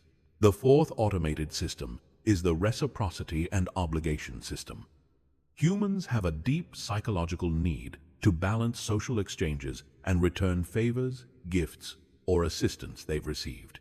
When someone provides value, help, or resources, the recipient automatically calculates a psychological debt that they feel motivated to repay. This system can be triggered by providing genuine value before making requests. The value doesn't have to be large or expensive, but it must be meaningful to the recipient and clearly provided without immediate expectation of return. When you help someone solve a problem, share useful information, or make their life easier in some way, you create psychological credit that can later be applied toward requests for cooperation or assistance. The reciprocity system is most powerful when the initial value is unexpected, personally relevant, and genuinely helpful. Random acts of kindness or assistance often create more psychological obligation than formal exchanges, where reciprocity is explicitly expected. The fifth automated system is the scarcity and loss aversion system. The human brain is wired to place higher value on things that are rare, limited, or in danger of becoming unavailable. This happens because throughout human evolution, scarce resources were often critical for survival, and missing opportunities to acquire scarce resources could be catastrophic. This system can be triggered by creating genuine scarcity around opportunities, resources, or access. The scarcity must be real rather than artificial, and it must be relevant to something the person actually values. When you can honestly communicate that an opportunity is limited in time, availability, or access, the scarcity system is also triggered by highlighting potential losses rather than just potential gains. People are more motivated to avoid losing something they already have than to gain something new of equivalent value. This means that framing requests in terms of what someone might lose by not acting can be more motivating than framing the same request in terms of what they might gain by acting. The sixth automated system is the liking and similarity system. People are more easily influenced by individuals they like, trust, and feel connected to. This system can be triggered by finding genuine commonalities, shared experiences, or similar perspectives that create natural affinity between people. The liking system is activated through several mechanisms, including similarity in background, interests, or values, physical attractiveness and grooming that signals health and competence, and association with positive experiences or emotions. When people feel natural affinity toward you, their psychological resistance to your ideas and requests decreases automatically. The most ethical and sustainable approach to triggering automated response systems is what could be called aligned activation. This means only triggering systems in directions that genuinely serve the other person's interests and values. When you use psychological triggers to help people make decisions that are good for them, you're working with their psychology to overcome inertia, fear, and uncertainty that might prevent them from taking beneficial action. When psychological triggers are used to manipulate people into decisions that harm their interests, they create resentment, regret, and resistance that damages relationships and makes future influence more difficult. The most effective long-term approach is building influence through genuine value creation, authentic relationship building, and mutual benefit rather than through psychological manipulation. Chapter 13. Building psychological resilience and mental fortitude. Most people approach psychological resilience as something you either have or don't have, a fixed characteristic that determines how well you handle stress, adversity, and challenge. This belief leaves them vulnerable to being overwhelmed by circumstances beyond their control and unable to maintain peak performance during difficult periods. But psychological resilience is actually a set of learnable skills that can be systematically developed to create unshakable mental fortitude, regardless of external circumstances. The foundation of psychological resilience is what neuroscientists call cognitive flexibility, which is the ability to shift between different mental frameworks and adapt your thinking to match changing situations. Most people get psychologically stuck because they become rigidly attached to particular interpretations of events, specific outcomes they're trying to achieve, or fixed ideas about how things should work. Cognitive flexibility allows you to maintain multiple perspectives simultaneously, switch between different problem-solving approaches as circumstances change, and find opportunity within apparent setbacks. This flexibility prevents you from becoming psychologically trapped when reality doesn't match your expectations or preferences. The first skill for developing cognitive flexibility is perspective scaling. This means deliberately shifting between different time horizons and levels of analysis when evaluating challenges or setbacks. When something goes wrong, most people become trapped in immediate emotional reactions and lose perspective on the larger context of their lives and goals. Perspective scaling involves systematically asking yourself how the current situation will matter in 1 week, 1 month, 1 year, and 5 years. You also ask how this situation fits into the broader context of your life goals, your personal growth, and your overall life experience. This process usually reveals that most daily stressors and setbacks are much less significant than they feel in the immediate moment. The second skill is interpretation flexibility. Every situation can be interpreted in multiple ways, and the interpretation you choose determines your emotional response and behavioral options. Resilient people automatically generate multiple interpretations for challenging situations and deliberately choose the interpretations that maintain their psychological resourcefulness. For example, when faced with rejection, you could interpret it as evidence that you're inadequate, as information about poor fit between you and the opportunity, or as redirection toward better opportunities that you haven't discovered yet. Each interpretation creates completely different emotional and behavioral responses, even though the objective facts remain the same. The third skill is emotional regulation mastery. Instead of being controlled by whatever emotions arise from circumstances, you develop the ability to consciously generate emotional states that serve your goals and maintain your effectiveness. This doesn't mean suppressing or ignoring emotions, but rather understanding that emotional states are tools that can be strategically deployed. Emotional regulation involves recognizing emotional states early, before they overwhelm your rational thinking, understanding what specific emotions are trying to communicate about your situation, and consciously shifting toward emotional states that enhance your decision-making and performance capabilities. The fourth foundation of resilience is identity independence. Most people derive their sense of self-worth and identity from external circumstances, including their job performance, other people's opinions, their financial status, or their social relationships. This makes their psychological well-being dependent on factors beyond their direct control and vulnerable to circumstances that inevitably fluctuate. Identity independence means developing a core sense of self that remains stable regardless of external circumstances. This identity is based on your values, your character, your commitment to growth, and your intrinsic worth as a human being, rather than on temporary external achievements or conditions.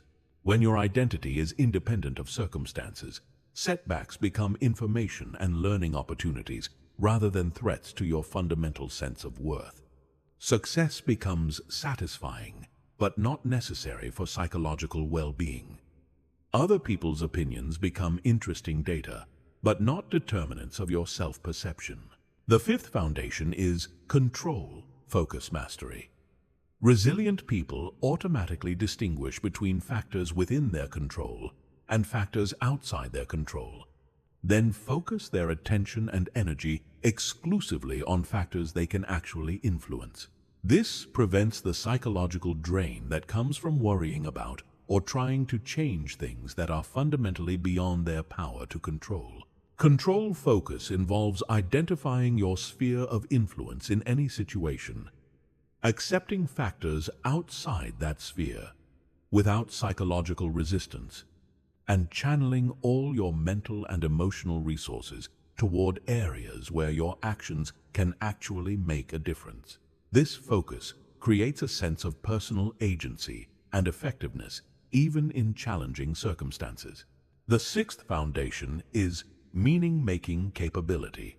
Humans are meaning-making creatures who must find purpose and significance in their experiences to maintain psychological well-being. Resilient people are skilled at finding constructive meaning in even difficult or painful experiences, rather than allowing those experiences to feel random, pointless, or purely negative. This doesn't mean pretending that bad things are good or that painful experiences are pleasant. It means finding ways that challenges contribute to your growth, strength, wisdom, or character development. It means seeing setbacks as preparation for future opportunities, or as redirection toward better paths than you were previously pursuing. The seventh foundation is support network activation. No one maintains resilience in complete isolation. Psychological fortitude requires knowing when to seek help, having access to people who can provide different types of support, and being skilled at utilizing social resources. Effective support networks include people who can provide practical assistance, emotional understanding, objective perspective, and accountability. Resilient people consciously cultivate these relationships during good times, so they're available during challenging periods, and they're equally ready to provide support to others when circumstances are reversed. The final foundation of resilience is adaptation acceleration. Instead of being overwhelmed by change or trying to resist circumstances beyond their control, resilient people become skilled at rapidly adapting to new realities and finding ways to thrive within whatever conditions they face. Adaptation acceleration involves quickly assessing new situations to identify opportunities and threats, rapidly acquiring new skills or knowledge required by changing circumstances, and maintaining psychological flexibility to adjust strategies and approaches as needed. This creates confidence that you can handle whatever changes or challenges arise because you've developed reliable processes for adaptation and growth. Building psychological resilience is not about becoming emotionless or avoiding all stress and challenge. It's about developing the mental skills and emotional capabilities that allow you to maintain your effectiveness, decision-making ability, and psychological well-being, regardless of external circumstances. This resilience becomes a competitive advantage that allows you to perform at your best when others are overwhelmed and to see opportunities that others miss during difficult periods. Chapter 14. Long-term behavioral change and habit psychology. Most people approach behavioral change through willpower and motivation, trying to force themselves to act differently through conscious effort and determination. This approach fails over 90% of the time because it fights against the psychological systems that actually control behavior rather than working with them. Understanding habit psychology allows you to create lasting behavioral change by aligning your conscious goals with your unconscious behavioral programming. The human brain is designed to automate frequently repeated behaviors to conserve mental energy for novel or complex situations. These automated behaviors become habits that operate below conscious awareness and require little to no willpower to maintain. The key to lasting behavioral change is not fighting against your brain's automation systems, but rather programming them with the behaviors you want to become automatic. Every habit operates according to what neuroscientists call the habit loop, which consists of a cue that triggers the behavior, a routine that is the behavior itself, and a reward that reinforces the neural pathway. Most people focus exclusively on trying to change the routine. But lasting change requires understanding and modifying all three components of the habit loop. The first step in habit modification is cue identification and design. Habits are triggered by specific environmental, emotional, or social cues that signal to your brain that it's time to engage in the automated behavior. These cues can be external factors like specific locations, times of day, or social situations. Or they can be internal factors like emotional states, thoughts, or physical sensations. To change existing habits, you must identify the specific cues that trigger unwanted behaviors. Then either eliminate those cues from your environment or create new behavioral routines that respond to the same cues. To create new habits, you must design clear, consistent cues that will trigger the behaviors you want to develop. The most effective cues are specific, consistent, and tied to existing routines or environmental factors that already occur regularly in your life. For example, if you want to develop a meditation habit, you might cue it to occur immediately after your morning coffee or right before you brush your teeth at night. The second step is routine optimization and progression. The behaviors you're trying to establish must be designed for consistency rather than intensity, especially in the early stages of habit formation. Most people try to implement dramatic changes that require high levels of motivation and willpower, which are not sustainable over time. Effective habit routines start extremely small and gradually increase in complexity or intensity as the behavior becomes more automated. For example, if you want to develop an exercise habit, you might start with a commitment to put on workout clothes every day rather than committing to an hour-long workout routine. Once putting on workout clothes becomes automatic, you can add walking around the block. Then gradually build toward more intensive exercise routines. The key principle is that consistency is more important than intensity during habit formation. It's better to do a small version of the behavior every day than to do an intensive version inconsistently. The third step is reward system optimization. Habits are reinforced by rewards that create positive associations with the behavior and strengthen the neural pathways that make the behavior more automatic over time. These rewards can be intrinsic satisfaction from the behavior itself or external rewards that you consciously attach to the behavior. The most sustainable habit rewards are intrinsic rewards that come from the behavior itself. For example, the reward for regular exercise might be increased energy, improved mood, or the satisfaction of becoming someone who prioritizes their health. External rewards can be useful for establishing habits initially, but they should be gradually replaced with intrinsic rewards to create habits that are self-sustaining rather than dependent on ongoing external motivation. The fourth step is identity alignment and reinforcement. The most powerful driver of long-term behavioral change is identity change rather than behavior change. When you shift your identity to align with the behaviors you want to maintain, those behaviors become expressions of who you are, rather than things you force yourself to do. Identity-based habit change involves consciously adopting the identity of someone who naturally engages in the behaviors you want to develop. Instead of saying, "I want to exercise more," you say, "I am someone who prioritizes physical fitness." Instead of, "I want to read more," you say, "I am someone who values learning and personal growth." Every time you engage in the desired behavior, you reinforce this identity by providing evidence that you are indeed the type of person who does these things. Over time, the identity becomes self-reinforcing as you naturally act in ways that are consistent with how you see yourself. The fifth step is environment design and systems thinking. Your environment has enormous influence over your behavior, often much more influence than your conscious intentions or willpower. Designing your environment to support desired behaviors and discourage unwanted behaviors is one of the most effective strategies for lasting change. Environment design might involve rearranging your physical space to make good behaviors easier and bad behaviors more difficult, or creating information environments that support your desired identity and goals. The key insight is that you don't just respond to your environment. You can consciously design your environment to shape your behavior in desired directions. This removes much of the willpower requirement from behavioral change because your environment naturally guides you toward the behaviors you want to develop.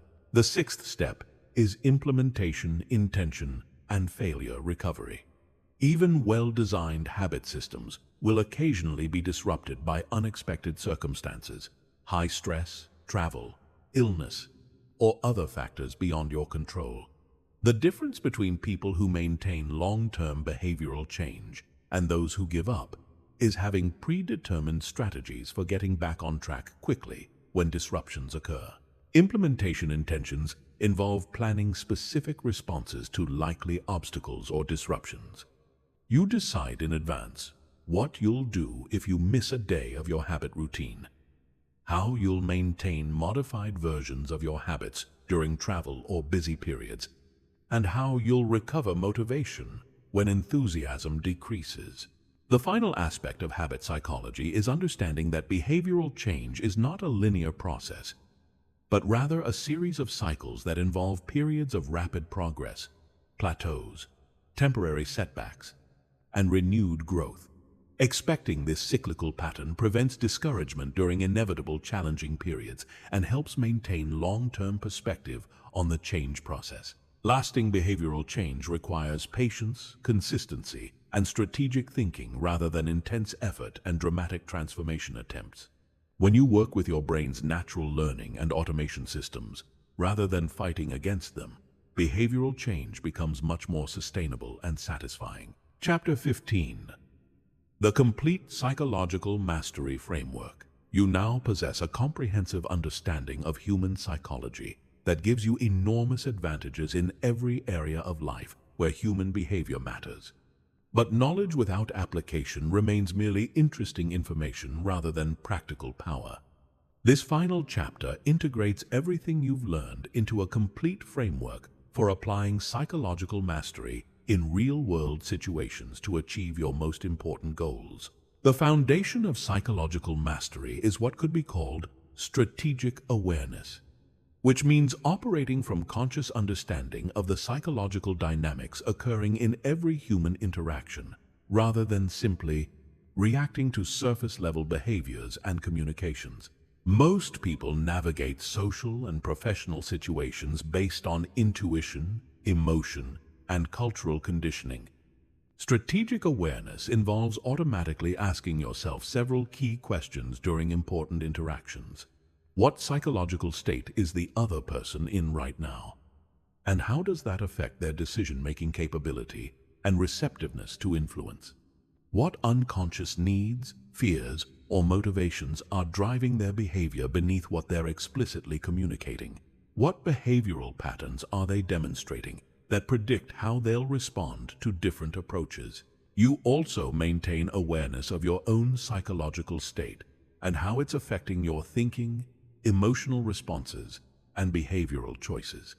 You consciously manage your emotional state to maintain resourcefulness and clarity, rather than being reactive to whatever emotions arise from circumstances. You recognize when your own cognitive biases, defensive reactions, or ego needs are interfering with your ability to respond strategically to situations. The second level of the framework is interaction design, which means consciously structuring conversations, meetings, and social encounters to create optimal conditions for achieving your objectives. Instead of hoping that interactions will naturally lead to positive outcomes, you take responsibility for guiding interactions in directions that serve everyone's interests. Interaction design begins before the interaction starts, with understanding what you want to accomplish, what the other person's likely priorities and concerns are, and what approach is most likely to create mutual satisfaction with the outcome. You consider the optimal environment, timing, and emotional tone for the conversation you want to have. During the interaction, you monitor psychological dynamics and adjust your approach based on real-time feedback about how your communication is being received.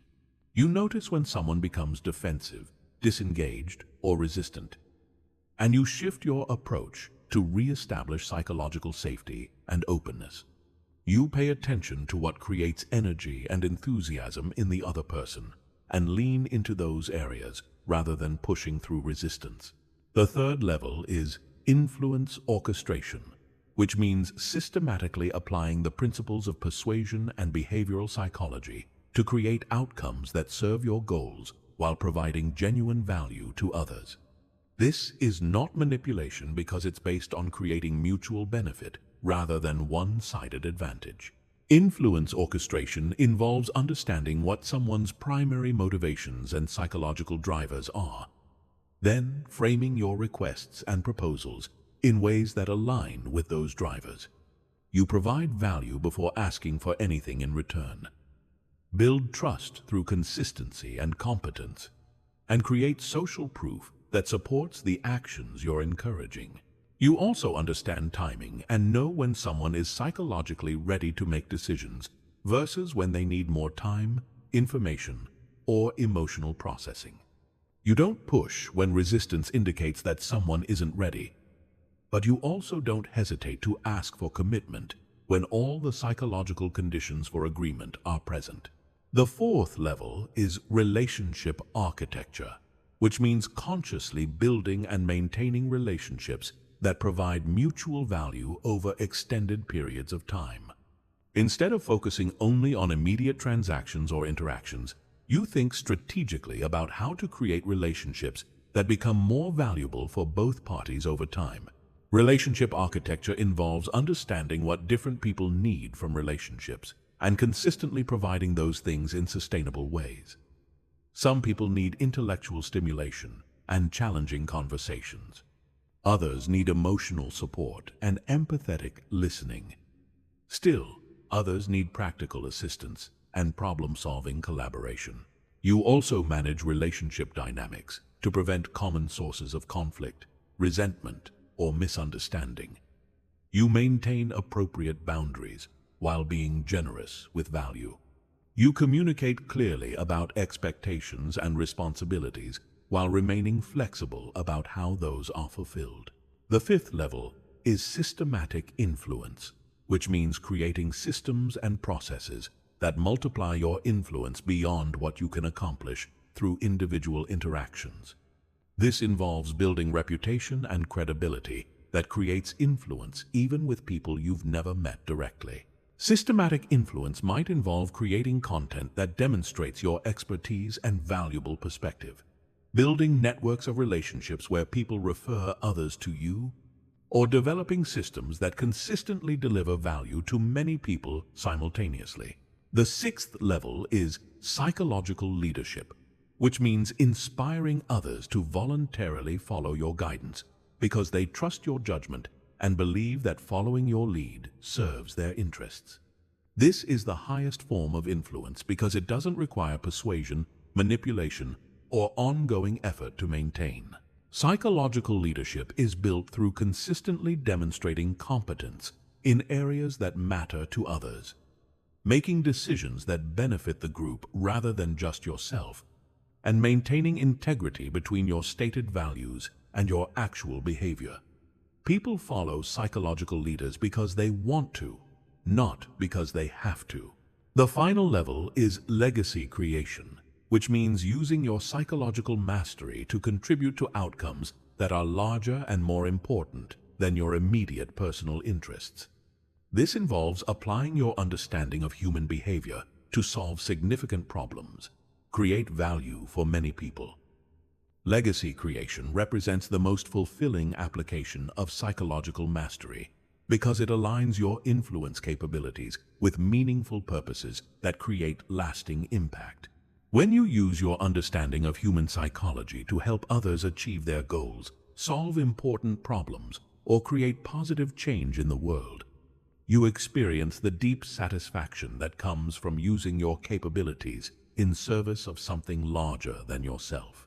The complete psychological mastery framework transforms you from someone who is subject to human behavioral dynamics into someone who consciously works with those dynamics to create positive outcomes for yourself and others. You move from being reactive to being strategic, from being influenced to being influential, and from being confused by human behavior to being someone who understands and guides it.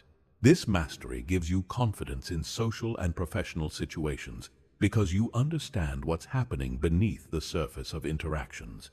It gives you influence because you know how to communicate and behave in ways that naturally encourage others to be receptive to your ideas and requests.